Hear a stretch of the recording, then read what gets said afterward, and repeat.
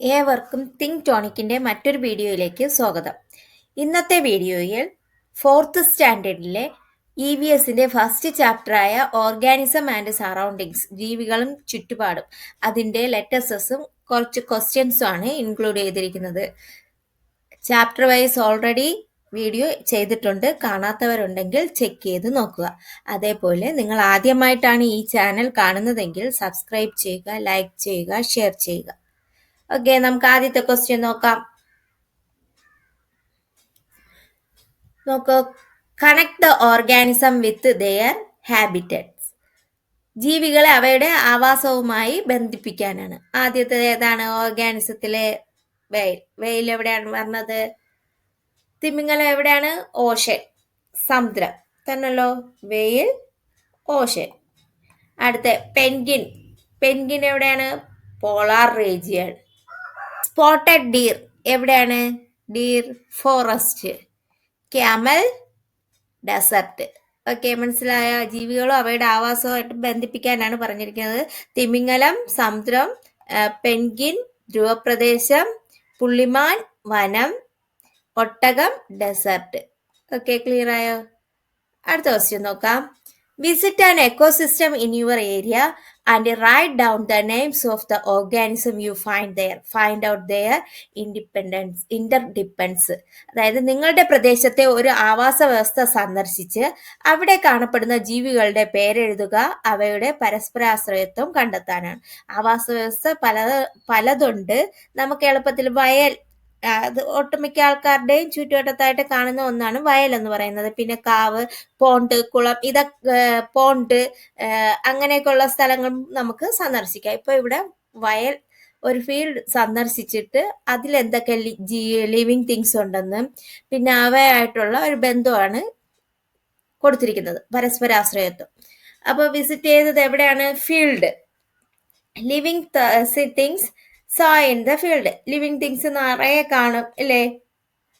ചെറിയ ചെറിയ കുഞ്ഞു പ്രാണികൾ കാണും, അതുപോലെ പ്ലാന്റ്സ്, അങ്ങനെ ഒരുപാടുണ്ട്. പ്ലാന്റ്സ്, പാഡി, ഗ്രാസസ്, വീഡ്സ്, ഇതൊക്കെ അവിടെയുള്ള ലിവിങ് തിങ്സ് ആണ്. പിന്നെ ഇൻസെക്ട്സിൽ പറഞ്ഞ പ്ലാന്റ്സിൽ ഏതൊക്കെ വരും? Paddy, grass, weeds.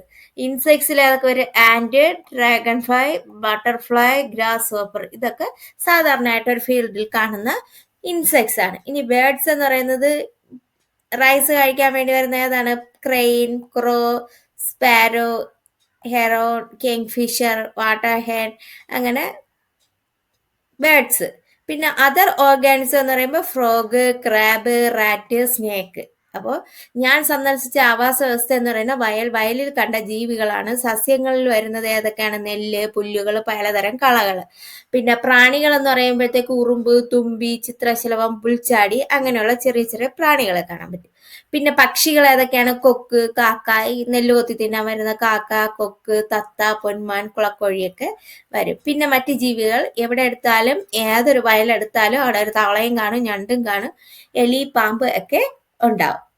ഇനി their interdependence, അവയുടെ പരസ്പരാശ്രയത്വം എങ്ങനെയാണ്? Grasshopper and other insects eat the paddy തന്നെയല്ലോ. ഗ്രാസ് ഹോപ്പറും ചെറിയ ഇൻസെക്റ്റും ഒക്കെ പാഡി പ്ലാന്റ്സിനെ ഭക്ഷിക്കുന്നു. Birds eat insects like grasshoppers and butterflies. Birds ചെറിയ ഇൻസെക്റ്റുകളെ ഭക്ഷിക്കുന്നു. Some birds eat small creatures and fish in the field. ചില ബേർഡ്സ് ചെറിയ പ്രാണികളെയും ക്രീച്ചേഴ്സിനെയും അതോടൊപ്പം തന്നെ ഫിഷും ഭക്ഷിക്കുന്നുണ്ട്. Frogs eat insects and fish. ഫ്രോഗ്സും അതുപോലെ തന്നെ ചെറിയ പ്രാണികളെയും ഫിഷും ഒക്കെ ഭക്ഷിക്കുന്നുണ്ട്. Snake eat rats and frog. Snake എന്തോന്നിനൊക്കെ ഭക്ഷിക്കുന്നുണ്ട്? റാറ്റ്സിനെയും ഫ്രോഗിനെയൊക്കെ ഭക്ഷിക്കുന്നുണ്ട്. Dead and decaying animals turn in the soil. Dead and decaying animals turn in the soil and became fertilizer which helps the plants grow again. അപ്പോൾ ഇപ്പം ചത്തുപോകുന്ന ജീവികളാണെങ്കിലും അല്ലെങ്കിൽ plants ഒക്കെ അതിൽ മണ്ണുമായിട്ട് ചേർന്ന് അത് എന്തോന്നിന് സഹായിക്കുന്നു? പ്ലാന്റ്സിന്റെ വളർച്ചയ്ക്ക് സഹായിക്കുന്നു. അവയ്ക്ക് ഫെർട്ടിലൈസർ ആയിട്ട് മാറുന്നു. അപ്പൊ എന്താണ് ഞാൻ സന്ദർശിച്ച ആവാസ വ്യവസ്ഥ ഏതാണ്? വയൽ. വയലിൽ കണ്ട ജീവികൾ ഏതാണ്? സസ്യങ്ങൾ, നെല്ല്, പുല്ലുകൾ, കളകൾ. പ്രാണികൾ ഏതൊക്കെയാണ്? ഉറുമ്പ്, തുമ്പി, ചിത്രശലഭം, പുൽച്ചാടി. പക്ഷികൾ ഏതൊക്കെയാണ്? കൊക്ക്, കാക്ക, തത്ത, പൊന്മാൻ, കുളക്കോഴി. മറ്റു ജീവികൾ തവള, ഞണ്ട്, എലി, പാമ്പ്. അവയുടെ പരസ്പരാശ്രയത്വമാണ്. പുൽച്ചാടികളും മറ്റു പ്രാണികളും നെല്ല്, പുൽച്ചെടികൾ എന്നിവ തിന്നുന്നു. പുൽച്ചാടികളും മറ്റു പ്രാണികളും നെല്ലും പുൽച്ചെടിയൊക്കെ തിന്നുന്നു. പക്ഷികൾ പുൽച്ചാടികളെ, ചിത്രശലഭങ്ങൾ തുടങ്ങിയ പ്രാണികളെ തിന്നുന്നു. പിന്നെ എന്തോന്നാണ്? പക്ഷികൾ വയലിലെ ചെറുജീവികളെയും മത്സ്യങ്ങളെയും തിന്നുന്നു. തവളകൾ പ്രാണികളെയും മത്സ്യങ്ങളെയും തിന്നുന്നു. പാമ്പുകൾ എലികളെയും തവളകളെയും തിന്നുന്നു. അപ്പൊ ജീവജാലങ്ങൾ ചാകുമ്പോൾ അവ മണ്ണിൽ ലയിച്ച് വളമായി മാറുന്നു. ഇത് സസ്യങ്ങളെ വീണ്ടും വളരാൻ സഹായിക്കുന്നു. അപ്പോൾ അവ ഒന്ന് മറ്റൊന്നുമായിട്ട് ഇന്റർഡിപ്പെൻഡ് ചെയ്യുകയാണ് ചെയ്യുന്നത്, അല്ലേ? ഒന്ന് ഉണ്ടെങ്കിലേ മറ്റൊന്നിന് അവിടെ നിലനിൽപ്പുള്ളൂ. ഓക്കെ, പ്ലാന്റ്സ് ഉണ്ടെങ്കിലേ ഈ ബാക്കി പറഞ്ഞ ക്രീച്ചേഴ്സിനായാലും എല്ലാത്തിനും നിലനിൽപ്പുള്ളൂ. ഓക്കെ, അടുത്ത ക്വസ്റ്റ്യൻ നോക്കാം. Read the table below and connect the organism and its adaptations. താഴെ കാണുന്ന ജീവികളെ അവയുടെ അനുകൂലനവുമായി വരച്ച് യോജിപ്പിക്കാനാണ്. നോക്ക്, ആദ്യത്തേത് ആരാണ്? ഫ്രോഗ്. ഫ്രോഗ് എന്തോ വരും? Breathe through the skin. അതിന്റെ സ്കിന്നിൽ കൂടെയാണ് അത് ശ്വസിക്കുന്നത്. അടുത്ത രണ്ടാമത്തെ ഫിഷ് എങ്ങനെയാണ്? Breathe with the help of gills. ഗിൽസിന്റെ സഹായത്തോടെയാണ് ശ്വസിക്കുന്നത്. അടുത്ത മൂന്നാമത്തെ ആമ്പൽ. ആമ്പലിന്റെ പ്രത്യേകത എന്താണ്? The leaves have waxy coating. അതിന്റെ ലീവ്സിന് ഒരു വാക്സി കോട്ടിങ് ഉണ്ടാവും. അതാണ് വെള്ളത്തുള്ളികൾ വീഴുന്നാൽ അത് തെറിച്ച് പോകുന്നത്, നനയുന്നതായിട്ട് നമുക്ക് തോന്നൂല. അടുത്ത ക്യാമലിന്റെ എന്താണ്? Possess flat feet that do not sink in sand. അതിന്റെ ഫീറ്റ് എന്ന് പറയുന്നത് ഫ്ലാറ്റ് ആയിട്ടുള്ള ഫീറ്റ് ആയതുകൊണ്ട് തന്നെ മണലിൽ താഴ്ന്നു പോകില്ല. അതുകൊണ്ടാണ് മണലിൽ കൂടെ അതിന് എളുപ്പത്തിൽ നടക്കാൻ കഴിയുന്നത്. പിന്നെ ഏതാണ്? കള്ളിമുൾ ചെടി. അതിന്റെ എന്താണ്? Store water in the stem. അതിന്റെ സ്റ്റെമ്മിലാണ് വാട്ടർ സ്റ്റോർ ചെയ്ത് വെച്ചിരിക്കുന്നത്. ഓക്കെ, ഫ്രോഗ് തവള വരുമ്പോഴത്തേക്ക് തൊക്കിലൂടെ ശ്വസനം നടത്തുന്നു. പിന്നെ രണ്ടാമതായി ഫിഷ് എന്ന് പറയുന്ന ചെകിളപ്പൂക്കളുടെ സഹായത്തോടെ ശ്വസിക്കുന്നു. മൂന്നാമത്തെ ആമ്പൽ എന്ന് പറയുമ്പോൾ ഇലകൾക്ക് മെഴുകു പോലുള്ള വസ്തുവിന്റെ ആവരണമുണ്ട്. അടുത്ത ക്യാമൽ വരുമ്പോൾ മണലിൽ പുതഞ്ഞു പോകാത്ത പരന്ന പാദങ്ങളാണുള്ളത്. അടുത്ത എന്തോന്നാണ്? കള്ളിമുൾച്ചെടി. കാണ്ഡത്തിൽ ജലം ശേഖരിച്ചു വെക്കാൻ കഴിയുന്നു.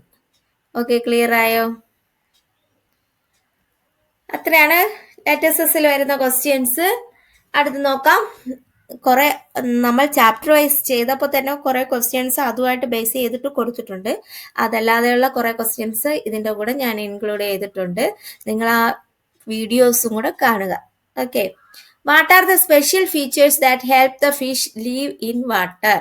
എന്തൊക്കെയാണ് ഫിഷിന് വെള്ളത്തിൽ കൂടി നീന്താനുള്ള സ്പെഷ്യൽ ഫീച്ചേഴ്സ് എന്തൊക്കെയാണ്? The body shape, fins, tail, fin arrangements of scales and slippery nature of fish help them to move through water.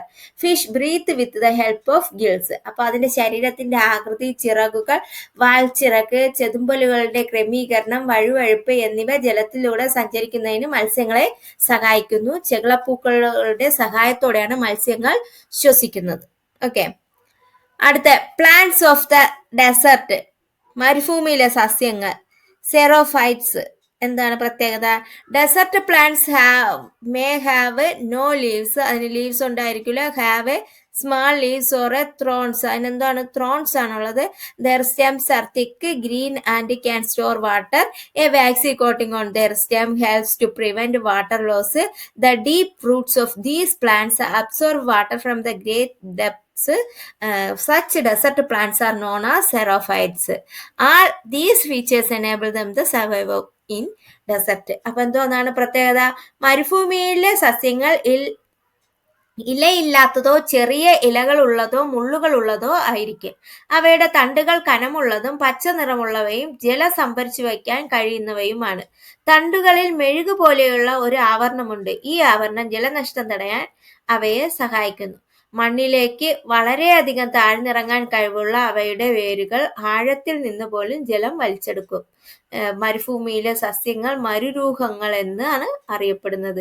മേൽ സൂചിപ്പിച്ച സവിശേഷതകളെല്ലാം മരുഭൂമിയിൽ വസിക്കുന്നതിന് അവയെ പ്രാപ്തമാക്കുന്നു. ഓക്കെ, അവയ്ക്ക് എന്തോന്നാണ്, ഇലകൾ ഉണ്ടാവില്ല, ചെറിയ കുഞ്ഞു ഇലകളോ മുള്ളുകളോ ആയിരിക്കും. പിന്നെന്തോന്നാണ്, പച്ച നിറത്തിലുള്ളവയാണ് അവയുടെ തണ്ടെന്ന് പറയുന്നത്. അതിൽ ജലം നിറയെ സംഭരിച്ചു വെക്കാനായിട്ട് കഴിയും. തണ്ടുകൾക്ക് എന്തോന്ന്, ഒരു മെഴുകിനെ പോലെയുള്ള ഒരു ആവരണം ഉണ്ട്.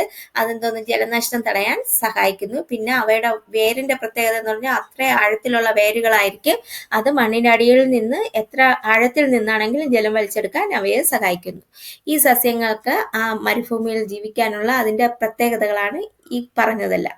ഓക്കെ, അടുത്ത അഡോപ്റ്റേഷൻ. എന്താണ് അഡോപ്റ്റേഷൻ? അനുകൂലനം എന്ന് പറഞ്ഞാൽ plants and animals have body features that help them survive in there specific environments. Anybody feature that helps an organism survive in its environment is called adoption. എന്തുകൊണ്ട്? സസ്യങ്ങൾക്കും ജന്തുക്കൾക്കും അവ ജീവിക്കുന്ന ചുറ്റുപാടിന് അനുയോജ്യമായ ശാരീരിക സവിശേഷതകളുണ്ട്. ഒരു ജീവിക്ക് അതിന്റെ വാസസ്ഥലത്ത് ജീവിക്കുന്നതിന് സഹായകമായ ശാരീരിക സവിശേഷതയാണ് അനുകൂലനം എന്ന് പറയുന്നത്. ഒരു ജീവിക്ക് അതിന്റെ വാസസ്ഥലത്ത് ജീവിക്കുന്നതിന് സഹായകമായ ശാരീരിക സവിശേഷതയ്ക്കാണ് അനുകൂലനം എന്ന് പറയുന്നത്. അടുത്ത് ഹാബിറ്ററ്റ് എന്ന് പറഞ്ഞാൽ എന്തോന്നാണ്? The environment in which an organism lives in its habitat. A habitat contains everything that the organism need to survive. Ponds, rivers and fields are example of habitats. ഒരു ജീവി വസിക്കുന്ന ചുറ്റുപാടാണ് അതിന്റെ വാസസ്ഥലം അഥവാ ആവാസം എന്ന് പറയുന്നത്. ജീവിയുടെ നിലനിൽപ്പിന് ആവശ്യമായ എല്ലാ ഘടകങ്ങളും ആവാസത്തിലുണ്ട്. കുളം, പുഴ, വയൽ എന്നിവ ആവാസങ്ങൾക്ക് ഉദാഹരണങ്ങളാണ്. ഓക്കെ, അടുത്ത എക്കോസിസ്റ്റം എന്താണ്? എക്കോസിസ്റ്റം എന്ന് പറഞ്ഞാൽ എന്തോന്നാണ്? An ecosystem is an environment where living and non living things live in interdependence. Trees, fields, ponds, streams, hills, scattered groves are small ecosystems. Forest, grassland, desert, seas and polar regions are large ecosystems. അപ്പോൾ എന്താണ് ecosystem എന്ന് പറയുന്നത്?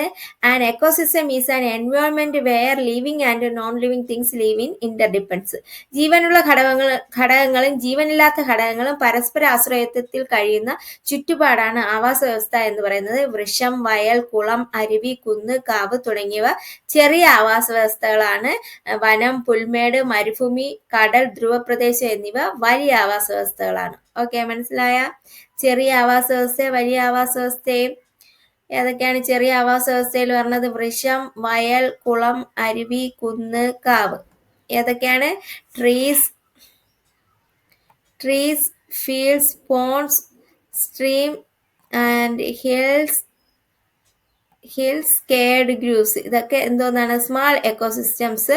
Forest, grassland, desert, seas, polar region are the large ecosystems. Okay, അടുത്ത് നോക്കാം. What are the activities that we can do to protect our environment?